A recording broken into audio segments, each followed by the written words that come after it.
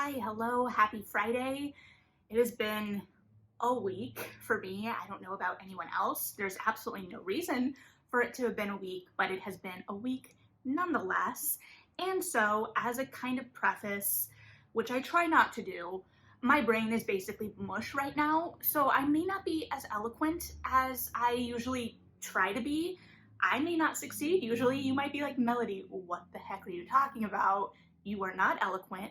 In which case, hopefully there's no disappointments today then, because you know what you're getting into, maybe. I don't know. Thanks for hanging out. Thanks for going on. It's going to be a little bit potentially more rambly today. However, I feel like that fits the tone of the book today. Today we're talking about My Contrary Mary, which is the first of the Mary series that's following up the Jane series from a trio of young adult authors who are Cynthia Hand, Brody Ashton, and Jodi Meadows. So, full disclosure, which I mentioned in my video where I talked about the anticipated reads for the month this was coming out. I've already forgotten when that was.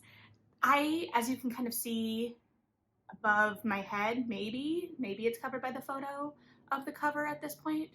I haven't read the third Jane book yet. It's My Calamity Jane, and it is the one of the Jane series that's outside of my normal kind of wheelhouse. The first Jane book is Jane Grey, and then we do kind of like a Jane Eyre, Charlotte Bronte thing in the next book. So this book, My Contrary Mary, is jumping into the vein of the first of the Jane books, in that it's following Mary Stuart, Mary Queen of Scots. And we have visited Mary Queen of Scots already once this year in A Tip for the Hangman, which followed Marlowe, the playwright, as a spy, and where this story brought us into the story was at the end of Mary's life, where she's under house arrest in England. This takes us back to her early years, unsurprisingly for the young adult market, in France. And this kind of coincides with the time in her life that was featured on the show Reign, which, full disclosure, I've only seen a couple episodes of, so I can't relate the plot of that show to how things are handled in this book in any way. This really focuses on her, Francis, the Prince of France, at the time that she was betrothed to. I'm gonna spend this video avoiding saying French words, probably, just full disclosure, because I didn't take French. And then Aristotle Nostradamus, who is called Ari. And so we get a little bit of that in there. Now that is interesting in that I know a decent amount about Mary Queen of Scots. I wouldn't consider myself an expert by any means. But my first encounter, I believe, with her story was in a young adult novel when I was a young adult called Queen's Own Fool by Jane Yolen and Robert J. Harris, that followed like a court jester, I think, that was with Mary throughout her life.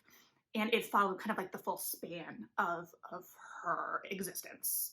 And so, like I said, this focuses on the French court days, and the Nostradamus piece. I know very little about Nostradamus. I know as much as anyone who grew up in the mid-2000s and maybe left the History Channel on a little too late at night would have gleaned from like creeping into my front room to turn the sound down so I could go to sleep, because my bedroom like butted up against the front room, and my dad would like leave it on and like leave the sound up, and I'm very susceptible to mood music, like that creepy late night music that comes on programs. Some places like the History Channel was not something I wanted to deal with.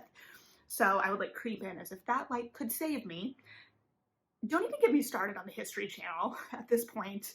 I have lots of feelings about like we had really great programming when I was growing up at the History Channel. Anyway, so despite the fact that the History Channel had a lot of programs about Nostradamus, I never actually watched any of them, I don't think, so I didn't really have a sense of him and where he fit on the timeline. So he was around. Catherine de' Medici was a patron of him, patroness, and she is pivotal to this story because she's pivotal to this part of history, and so that is all woven together. There's a lot going on historically in this book, and part of the fun of this series for me personally is seeing how they play with that history, which is part of the reason I haven't picked up the last Jane book yet, because I'm not as familiar with that history. So I don't know how these will read to an audience that's kind of discovering this history through these books. I don't know if the tone will read, if some of those like little jibes, like it gets a little further into the history than I really anticipated, because I felt like the way, at least for the first half or so of the book, was going that we were going to kind of stay in France. And then it moves us to Scotland.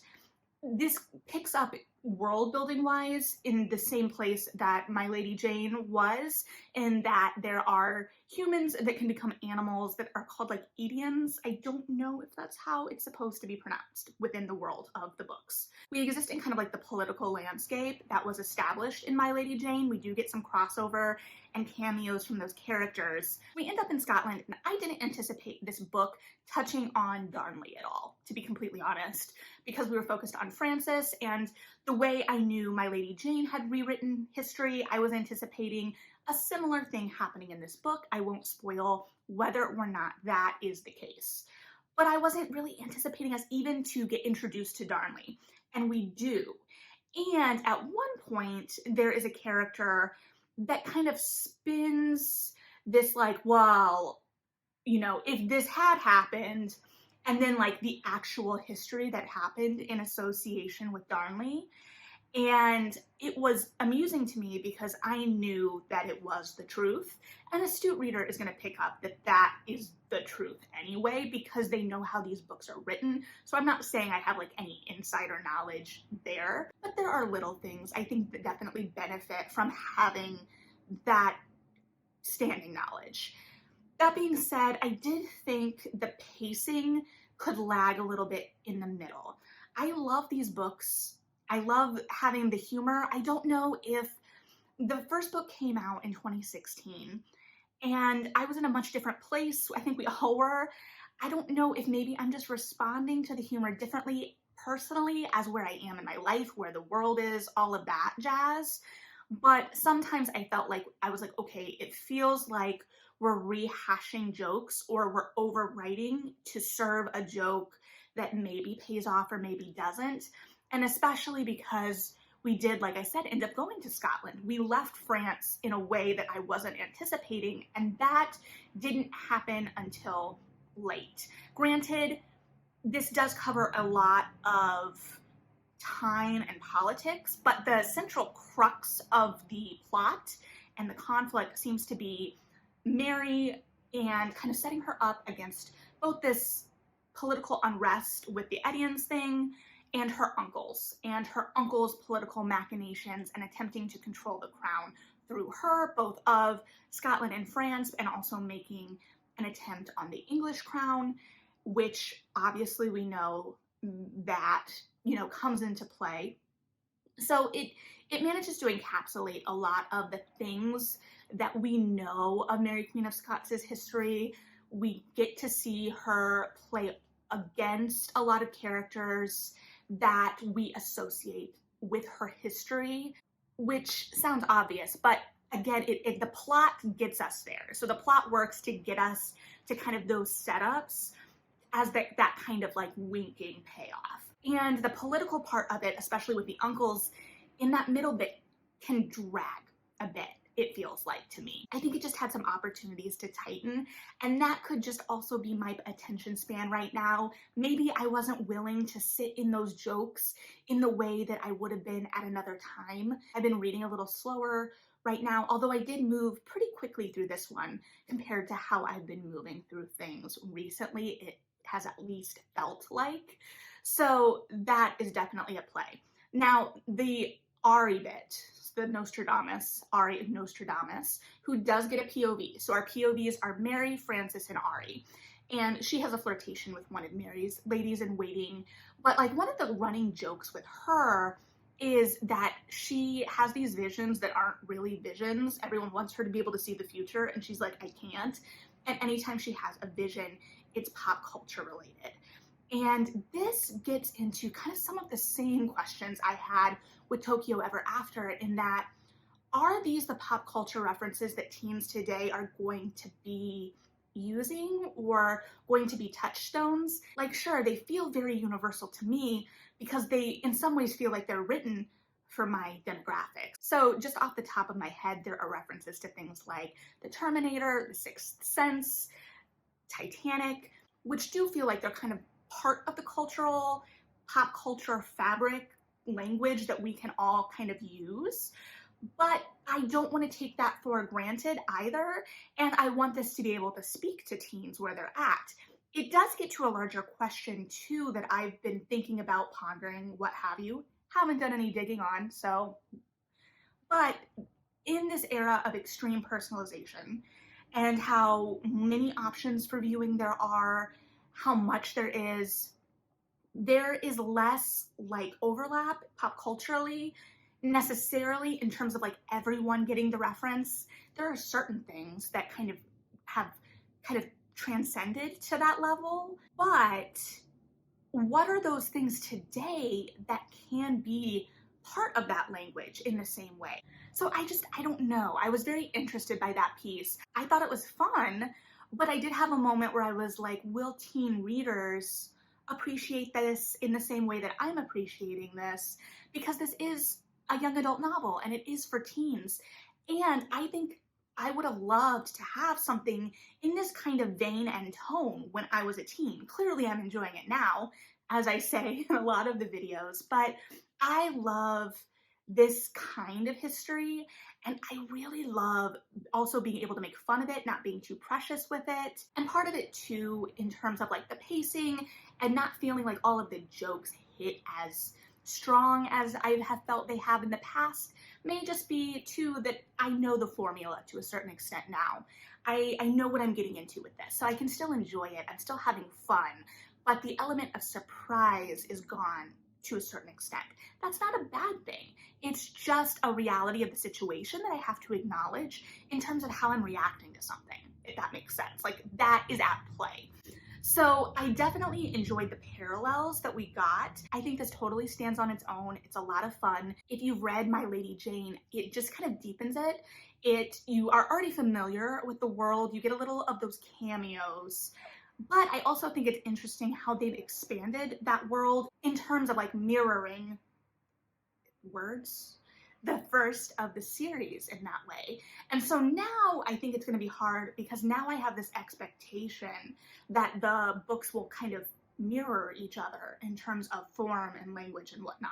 So with like My Plain Jane, we have like ghosts, I believe, I think, and that kind of like gothic era. I will say that the title of the book, My Contrary Mary, directly is related to the character of Mary. It's established in the book, maybe as a character trait, maybe as a joke, maybe as a tie-in, I don't know, that Mary is likely to do the exact opposite of what you ask her to do, that if she's pushed in a certain way, she's going to do the other thing. So that's established basically from the beginning when her uncles show up and are like, come to this dinner tonight, and she was like, nah, and her ladies go into town dressed as men and have a dance party. So that was fun because like My Lady Jane, but it also kind of established the world that we were going into with these books. And for Jane, like, that is a play on things for Jane too. It's interesting because in terms of like the parallel things, Jane Grey is a lesser known individual in this era of history, not unknown by any means, and she's had kind of a resurgence lately. But for people and readers, also for me when I was reading at this age, which remember was still the height of Tudor fiction, that would have been a little bit more unknown. And so that idea of her as a lady obviously is a play on things too. Mary Queen of Scots is obviously a much more well-known figure, so that was interesting. I almost would have liked to see them take a lesser-known Mary that was still associated with the court, but I enjoy seeing Mary Queen of Scots. I haven't read a whole lot of fiction that sets her in the French court either, so that was fun. So this book in many ways kind of exists both in the historical realm, but also the realm of this series and these books and how they work together. I think there is a very clear world being established. I think they're fun. I enjoy historical fiction. I enjoy this offering a new kind of into historical fiction. And it feels in the historical bit, like, right, like if you're learning your history through books like this, it's like if you're learning your fairy tales through Shrek, which I read an article at some point that we have like a whole generation now that in many ways interacted with a lot of these fairy tales for the first time through Shrek. So how you're still enjoying the thing, but how does your enjoyment of the thing change, or how is it warped by learning the source material through the thing? It's enjoyable in and of itself, but it's going to be a different experience. So if you have read this one, I would really be interested to hear your thoughts, especially in relation to both what you know about Mary, Queen of Scots, or what you knew going into the story, and whether you've read any of the other Jane books. Clearly, it doesn't matter to me whether you've read the whole series, but like if you read My Lady Jane, how did that play into things? I don't know, right? For me with this, the world building and the tone of everything really are what need to shine to propel things forward. And the pacing fits into all of that as well. So all in all, I'm really excited that there is another trilogy in this vein. They went in a way with Mary Queen of Scots that like, yeah, I'm gonna pick up that book. I did pick up that book. So it was fun, and I think that that's a recognizable name for people to pick up. I'll be interested to see where the rest of the series goes. I'll be interested to hear your thoughts on the series or this book or what have you if you've read this already. So yeah, in the meantime, I am gonna go put my brain on some ice. I'm sorry if none of this made sense, which is completely possible. If you've made it this far, thank you. If it made some kind of sense, you know, do the like thing, do the subscribe thing. I don't know. Live your life. Thanks for hanging out. Have a good one. Read something good. And yeah,